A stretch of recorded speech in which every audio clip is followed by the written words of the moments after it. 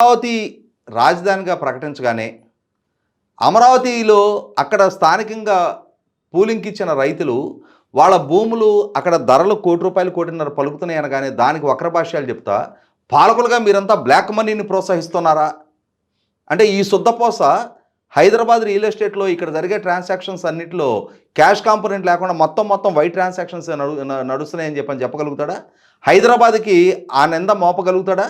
హైదరాబాద్లో జరిగే real estate లావాదేవీల మొత్తాన్ని కూడా ఇక్కడ బ్లాక్ మనీ ఇన్వాల్వ్ లేకుండా మొత్తం వైట్ ట్రాన్సాక్షన్స్ నడుస్తున్నాయని చెప్పగలుగుతాడా? కానీ అమరావతి దగ్గరకు వచ్చేటప్పటికి మాత్రం అక్కడ జరిగే లావాదేవీల్లో క్యాష్ కాంపోనెంట్ ఎలా నడుస్తుంది? ప్రభుత్వాలు నల్లధనాన్ని ప్రోత్సహిస్తాయా?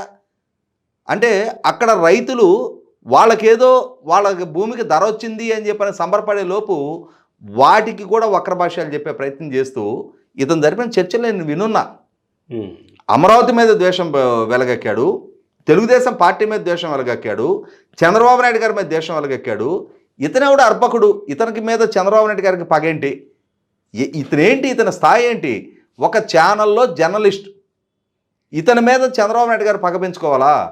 చంద్రబాబు నాయుడు గారి మీద పగ పెంచుకొని నిలువెల్ల అరికాలు చిటికిన వేలు నుంచి తల వెంట్రుక చివరి వరకు ద్వేష భావంతో కొన్ని సంవత్సరాలుగా నేను దశాబ్దన్నర కాలం నుంచి చూస్తూ ఉన్నా. ఇతన్ని నిలువెల్ల పగ ప్రతీకారాలతో రగిలిపోయాడు.